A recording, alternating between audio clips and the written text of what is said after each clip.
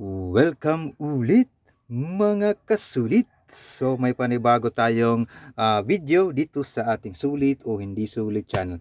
So ito pala medyo kakaiba yung ating setup ngayon kasi medyo malaki kasi itong review ko. Ito pala ay isang helmet na binili ko sa Shopee. So bubuksan natin at titingnan natin kung ito ba yung binigay nila. So ito yung pangalan ng tawag to, helmet.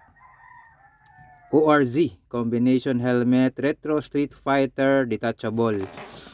So buksan na lang natin para mapakita ko sa inyo kung ano ba yung style ng helmet na to. I think more than 2,150 kasama na yung mga voucher nito. Nakuha ko itong helmet na to. So buksan natin. Ang problema lang dito, napakapangit yung packaging nila. Walang box.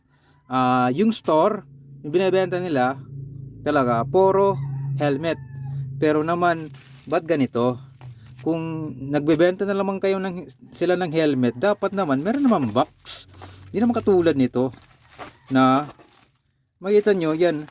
Wala nga may nakalagay na fragile kasi meron naman itong parang mga plastic na nakauka dito, yung parang ang tawag dun sa harapan. So baka rin nasira yun kung ganito yung pag-packaging nila.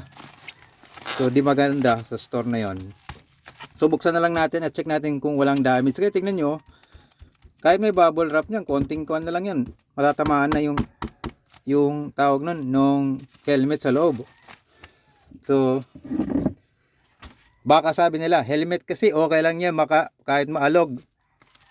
Bumibili tayo ng item para hindi madaling masira.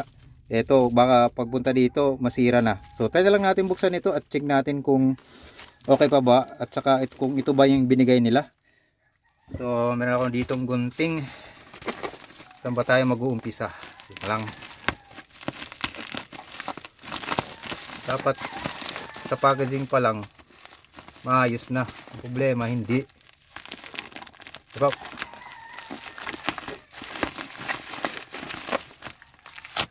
At ba dito yung pinaka dulo nito. Okay, yan.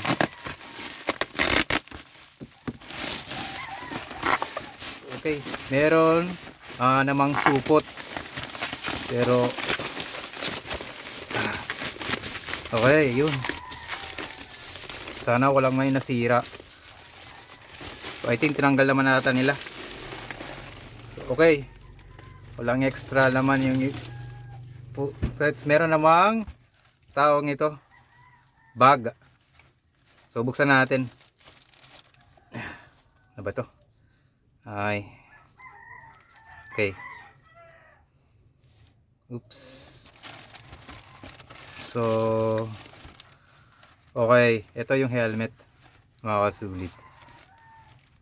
So yung binili ko matte finish, wala siyang ganong style.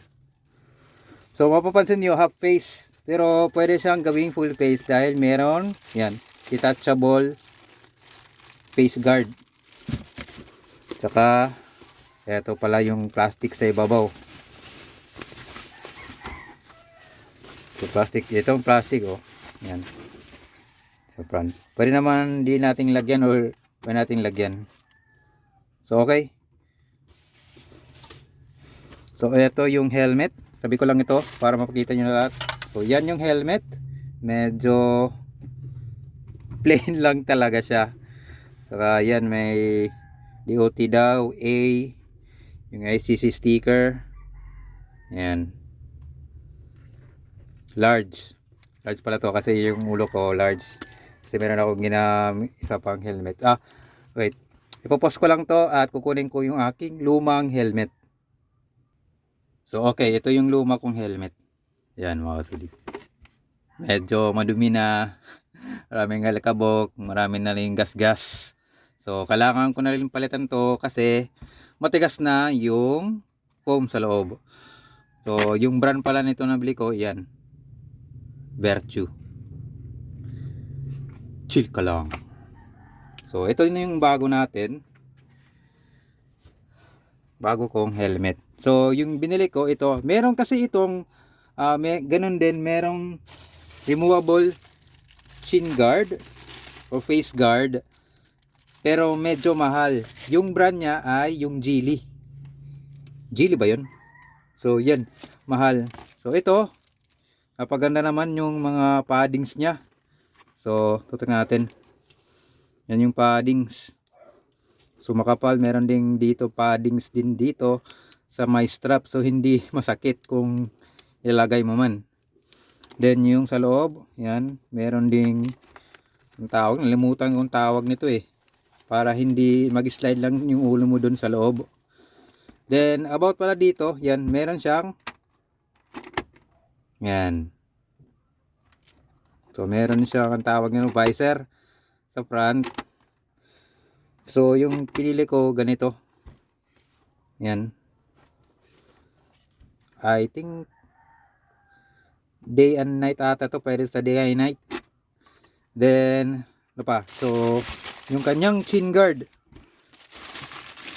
So yung chin guard niya, tanggalin natin. So yan, okay na rin, maganda rin yung pagkakagawa niya. Di ko alam kung merong ventilation dito. Ay meron yan o, may ventilation. So kung pumapasok dito yung hangin, lalabas siya dito. So good. Then meron ditong parang carbon fiber, pero hindi naman ito carbon fiber.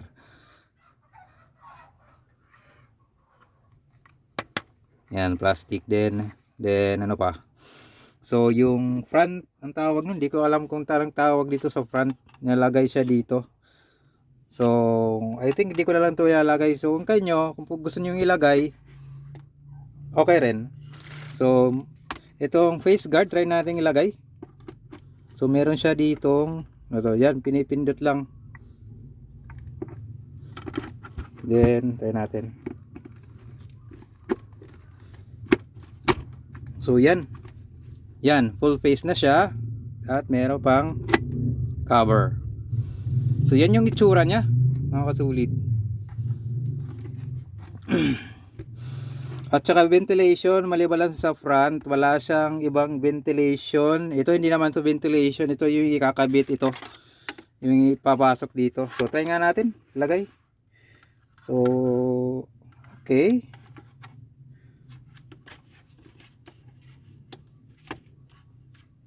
So meron naman siya ata ditong clip, pwede kong kahit hindi natanggalin yung screw.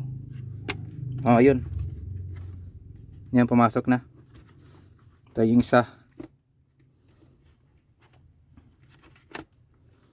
Oops. Yan. Ay, natanggal yung kabila.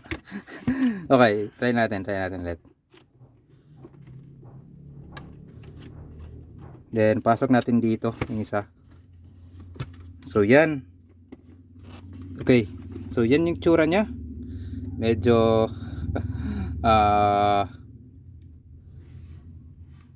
so yan yung helmet. Ito yung para sa strap at sa likod. Then okay. So napakaganda, wala lang siyang ventilation. Meron dito, hindi ko lang alam kung ventilation to. So I think magiging mainit ata to. So about naman sa ang tawag nun, sa comfort, di naman ako sanay kasi medyo mag-isa lang akong travel kung ano naman pumunta.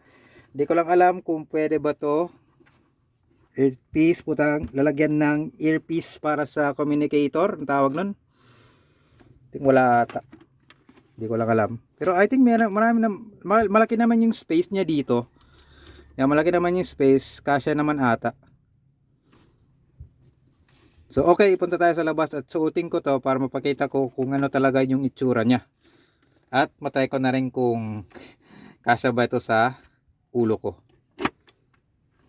At saka kung hindi ba sisikip. So pause natin muna at doon tayo sa labas. So okay, yan yung itsura ng helmet. So lagay natin ng ano ba, di kasi marunong mag selfie.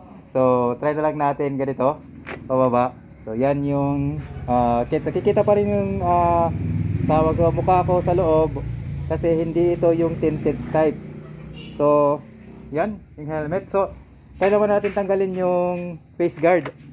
So okay lang, madali naman siyang tanggalin, pinipindot lang. So yan, makikita dyan yung helmet. So pagpasensyahan nyo na tinakpan ko lang yung mukha ko kasi ayaw ko talagang pinapalas yung mukha ko dito sa aking YouTube channel. So sure, okay naman siya. So palit natin. So okay naman, madali naman kasi yung ilagay ito. Yan, madali lang ata. Kung mapapasok ko, hindi ata, hindi ko ata mapapasok to. So balik na lang tayo sa mesa ko, then try natin i-discuss ito kung sulit ba. Okay naman siya sa large sa akin. Di naman siya umuga. Ayan, okay. So good naman. So punta tayo sa mesa ko. So okay. So nakita niyo naman kung hindi ko lang mapakita sa inyo kasi nag one hand lang ako, tsaka hindi naman ako marunong mag selfie. So good naman, napakaganda, fit na fit siya sa aking large kasi yung sukat ata yung sukat ng ulo ko is 60. Ilan ba? Ilan ba 'yon? Nalimutan ko tuloy yung sinukat ko dito. Kasi sa large meron naman tawag nun, sukat is by centimeter. So iikot mo yung ulo, susukat ka sa ulo mo kung circumference ng ulo mo, then kung 56 to 57, yun yung large. Meron naman sa kanilang sa store nila nakalagay kung anong sizes ng ulo mo. So dun mo na lang i-base. So okay naman. Sa strap pala, nilimutan ko yung strap pala dito. Ano ba yung strap nya? Yung strap nya is hindi yung clip, kung hindi hindi. Ito, yan. Yan, hindi lang nakakabit. So dapat ilagay pa to. Di ko na lang ilalagay kasi medyo mahaba na yung video. So about naman ito sa price niya is naglalaro sa 2,400. Depende sa iyo kung meron kang tawag ito voucher. Kasi kung sa Geely naman ako, aabot yun ng 4,000 pesos. So ito na lang yung binili ko kasi medyo mura at saka aesthetic naman. Kasi hindi naman ako masyadong mabilis magpatakbo. Yung panggamit ko lang ito ay sa electric scooter at saka yung e-trike ko dito sa channel na ni-repair ko. So yun lang, hindi naman ako tumatakbo ng medyo mabilis. So yun lang. So guys, dito na lang tatapos ang video. Ilalagay ko na lang sa description yung tawag ito, yung kung saan ito mabibili sa Shopee. So guys, thank you for watching. You can like, share, and subscribe to my channel para sa ating susunod na mga video dito sa ating sulit o hindi sulit channel. Babu!